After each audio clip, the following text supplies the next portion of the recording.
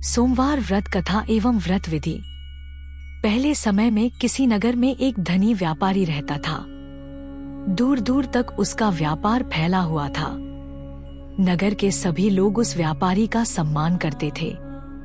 इतना सब कुछ से संपन्न होने के बाद भी वह व्यापारी बहुत दुखी था, क्योंकि उसका कोई पुत्र नहीं था, जिस कारण अपनी मृत्यु के पश्चात व्यापार के उत्तराधिकारी की चिंता उसे हमेशा सताती रहती थी।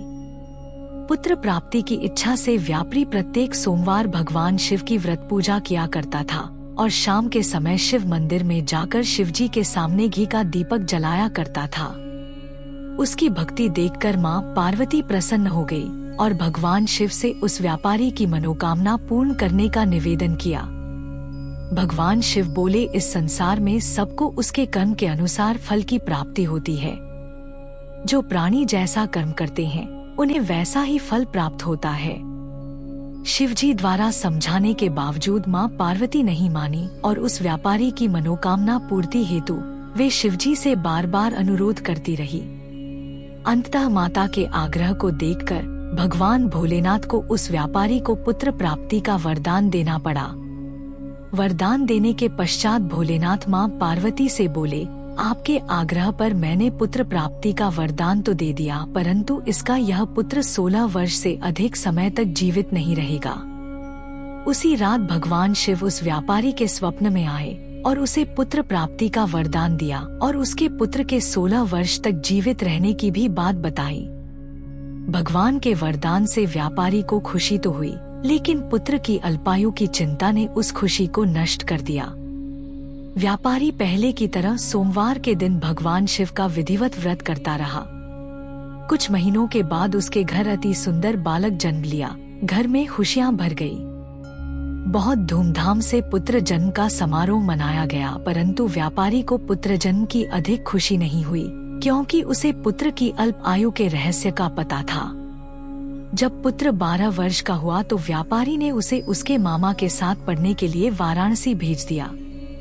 लड़का अपने मामा के साथ शिक्षा प्राप्ति हेतु चल दिया। रास्ते में जहाँ भी मामा भांजा विश्राम हेतु रुकते, वहीं यज्ञ करते और ब्राह्मणों को भोजन कराते।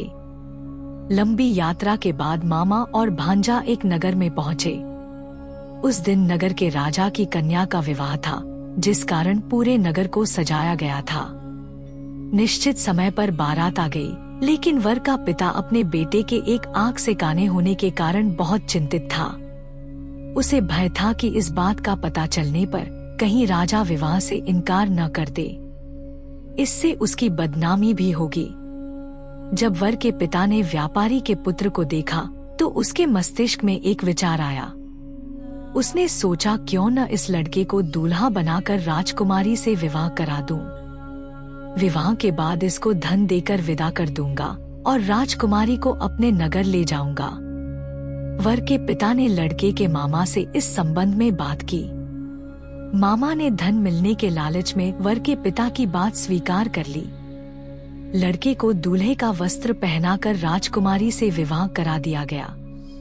राजा ने बहुत सारा धन देकर राजकुमारी को विदा किया। शादी के बाद लड़का जब राजकुमारी से साथ लौट रहा था तो वह सच नहीं छिपा सका और उसने राजकुमारी के ओढ़नी पर लिख दिया, राजकुमारी, तुम्हारा विवाह मेरे साथ हुआ था। मैं तो वाराणसी पढ़ने के लिए जा रहा हूँ और अब तुम्हें जिस नवयुवक की पत्नी बनना पड़ेगा वह कान्हा है। जब राजकुमारी ने अपनी ओढ़नी पर लिखा हुआ पढ़ा तो उसने काने लड़के के साथ जाने से इनकार कर दिया। राजा ने सब बातें जानकर राजकुमारी को महल में रख लिया। उधर लड़का अपने मामा के साथ वाराणसी पहुंच गया और गुरुकुल में पढ़ना शुरू कर दिया। जब उसकी आयु 16 वर्ष की हुई तो उसने यज्ञ किया। यज्ञ के समाप्ति पर ब्राह्मणों को भोजन कराया और खूब अन्न वस्त्र दान किए। रात को वह अपने शयन कक्ष में सो गया। शिव के वरदान के अनुसार शयनावस्था में ही उसके प्राण पखेरु उड़ गए। सूर्योदय पर मामा मृत भांजे को देखकर रोने पीटने लगा। आसपास के लोग भी एकत्र होकर दुख प्रकट करने लगे। लड़के के मामा के रोने विलाप करने के स्वर समीप से गुजरते हुए भगवान शिव और माता पार्वती ने भी सुने। पार्वती ने भगवान से कहा, प्राणनाथ, मुझे इसके रोने के स्वर सहन नहीं हो रहे। आप इस व्यक्ति के कष्ट को अवश्य दूर करें।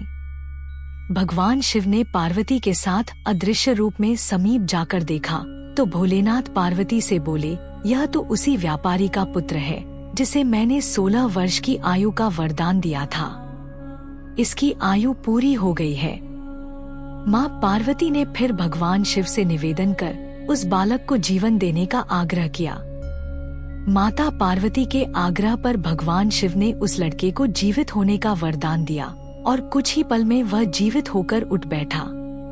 शिक्षा समाप्त करके लड़का मामा के साथ अपने नगर की ओर चल दिया। दोनों चलते हुए उसी नगर में पहुँचे जहाँ उसका विवाह हुआ था। उस नगर में भी यज्ञ का आयोजन किया। समीप से गुजरते हुए नगर के राजा ने यज्ञ का आयोजन देखा और उसने तुरंत ही लड़के और उसके मामा को पहचान लिया। यज्ञ के समाप्त होने पर राजा मामा और लड़के को महल में ले गया और कुछ दिन उन्हें महल में रखकर बहुत साधन, वस्त्र आदि देकर राजकुमारी के साथ विदा कर दिया। इधर भूखे प्यासे रहकर व्यापारी और उसकी पत्नी बेटे की प्रतीक्षा कर रहे थे। उन्होंने प्रतिज्ञा कर रखी थी कि यदि उन्हें अपने बेटे की मृत्यु का समाचार मिला तो दोनों अपने प्राण त्याग देंगे। परंतु जैसे ही उसने बेटे के जीवित वापस लौटने का समाचार सुना तो वह बहुत प्रसन्न हुआ। वह अपने पत्नी और मित्रों के साथ नगर के द्वार पर पहुंचा। अपने बेटे के विवाह का समाचार सुनकर पुत्रवधू राजकुमारी को देखकर उसकी खुशी का ठिकाना न रहा। उसी रात भगवान शिव ने व्यापारी के स्वप्न में आकर कहा, हे श्रेष्ठी, मैंने तेरे सोमवार के व्रत करने और व्रत कथा सुनने से प्रसन्न होकर तेरे पुत्र को लंबी आयु प्रदान की है। पुत्र की लंबी आयु जानकर व्यापारी बहुत प्रसन्न हुआ।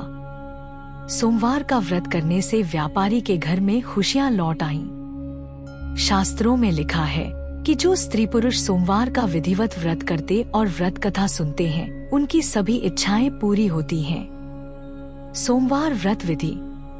सोमवार व्रत भगवान शिव को समर्पित है।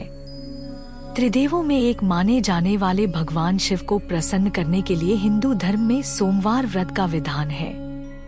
माना जाता है कि सोमवार का व्रत पूरे विधि विधान के साथ करने से मन की सारी इच्छाएं पूर्ण हो जाती हैं। प्राचीन शास्त्रों के अनुसार सोमवार के व्रत 3 तरह के होते हैं: सोमवार, 16 सोमवार और सौम्य प्रदोष। तीनों तरह के व्रतों की पूजा विधि एक ही है पर व्रत कथा अलग अलग है। सोमवार व्रत सूर्योदय से प्रारंभ कर तीसरे पहर तक किया जाता है। शिव पूजा के बाद सोमवार व्रत की कथा सुननी आवश्यक है। व्रत करने वाले को दिन में एक बार भोजन करना चाहिए। सोमवार को ब्रह्मा मुहूर्त में सोकर उठें। पूरे घर की सफाई कर स्नानादि से निवृत्त हो जाएं। गंगा जल या पवित्र जल पूरे घर में छिड़कें। घर में ही किसी पवित्र स्थान पर भगवान शिव की मूर्ति या चित्र स्थापित करें। पूरी पूजन तैयारी के बाद नमः शिवाय से शिवजी का तथा शिवाय नमः से पार्वती जी का पूजन करें। पूजन के पश्चात व्रत कथा सुनें। इसके बाद भोजन या फलाहार ग्रहण करें।